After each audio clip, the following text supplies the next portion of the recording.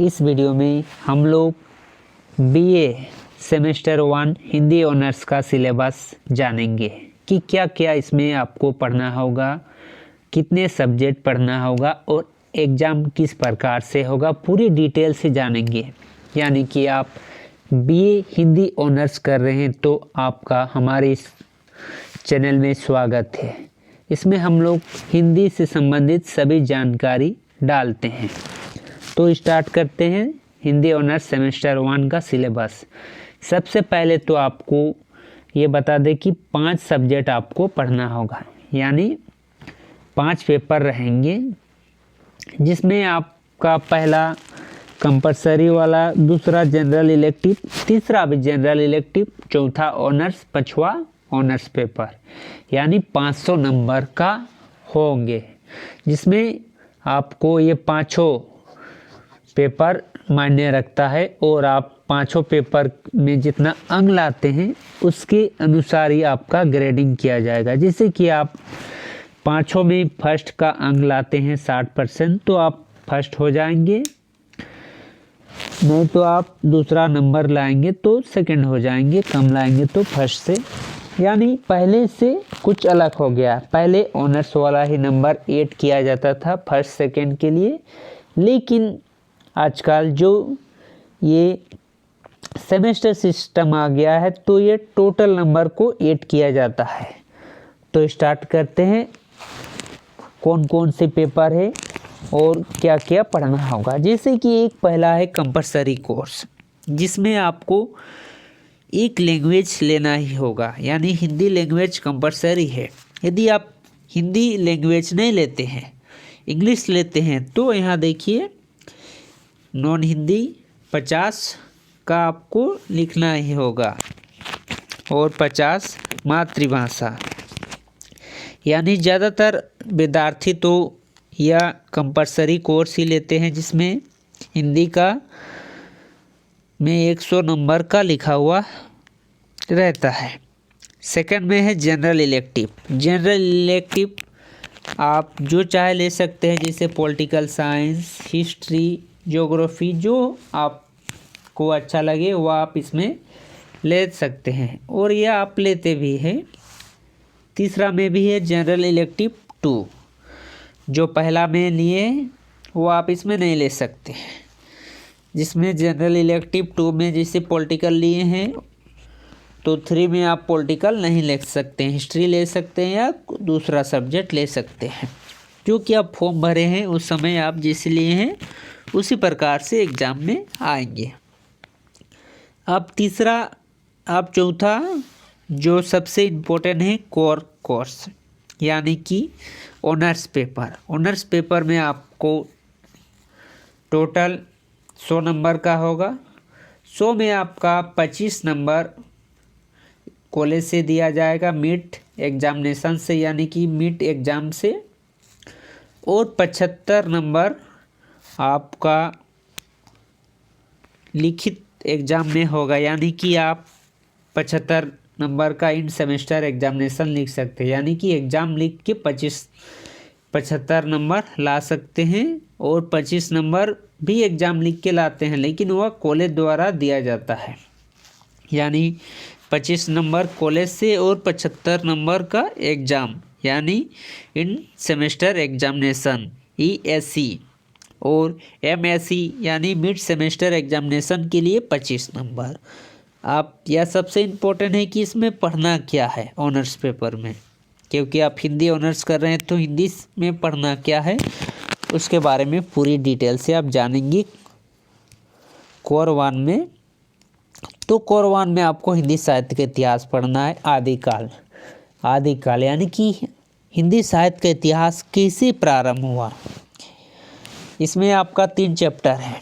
इकाई में आपको पढ़ना होगा हिंदी में साहित्य इतिहास लेखन की परंपरा, यानी कि हिंदी साहित्य में साहित्य का इतिहास कैसे लिखा गया, उसकी परंपरा कैसी थी, उसके बारे में पढ़ना होगा, हिंदी साहित्य लेखन की परंपरा। उसके बाद साहित्य इतिहास लेखन की प्रमुख समस्या, जैसे कि लेखन की प्रमुख समस्या, परंपरा, हिंदी साहित्य में काल विभाजन और नामकरण की समस्या।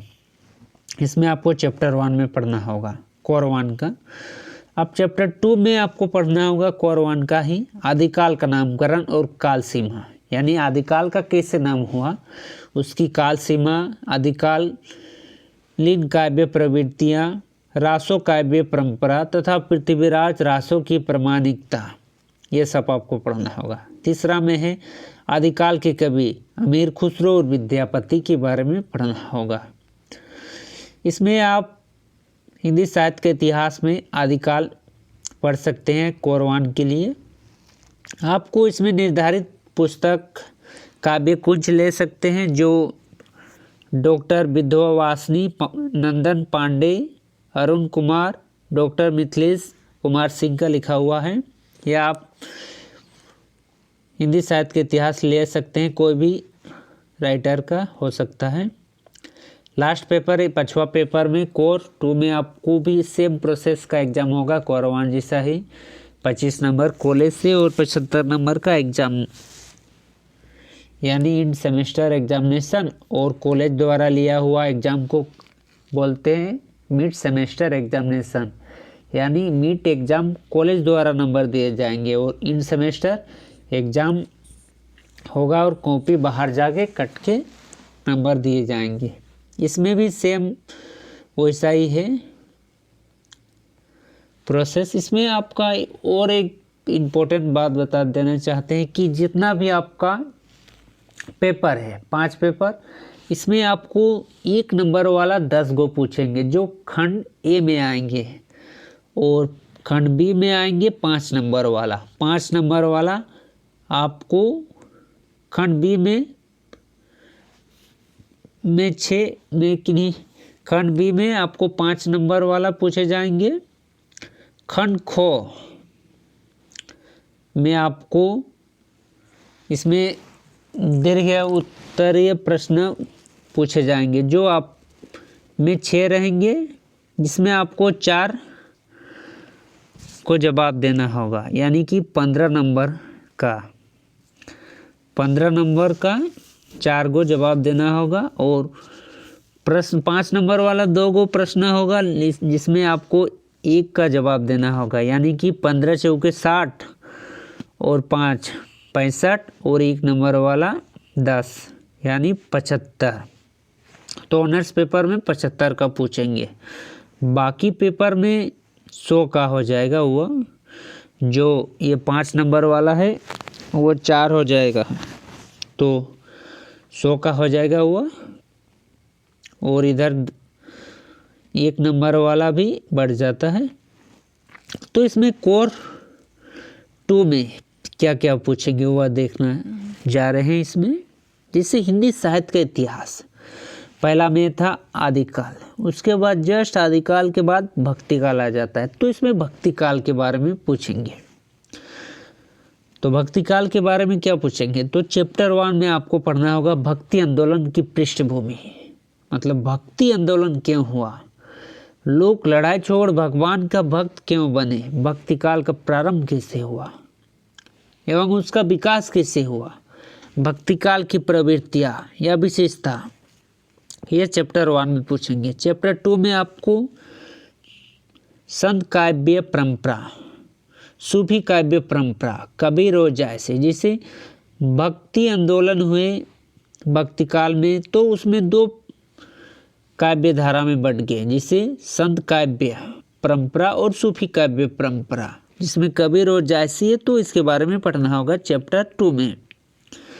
आप इकाई 3 यानी चैप्टर 3 में आपको पढ़ना होगा कृष्ण काव्य परंपरा, राम काव्य परंपरा, जिसे संत काव्य में आते हैं कृष्ण काव्य परंपरा, राम काव्य परंपरा, सूरदास और तुलसीदास।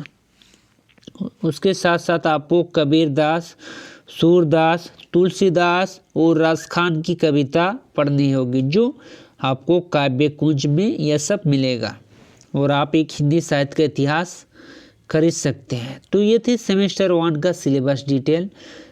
आई होप आपको अच्छी लगी हो, समझ आई हो। यदि आप किसी जगह नहीं समझ रहे हैं तो हमें कमेंट्स करके पूछ सकते हैं कि इस जगह हमें समझ में नहीं आई है। तो यह वीडियो आपको पसंद आया तो लाइक कीजिए, और आप हिंदी से संबंधित किसी भी जानकारी को चाहते हैं तो हमारे चैनल को सब्सक्राइब कर सकते हैं।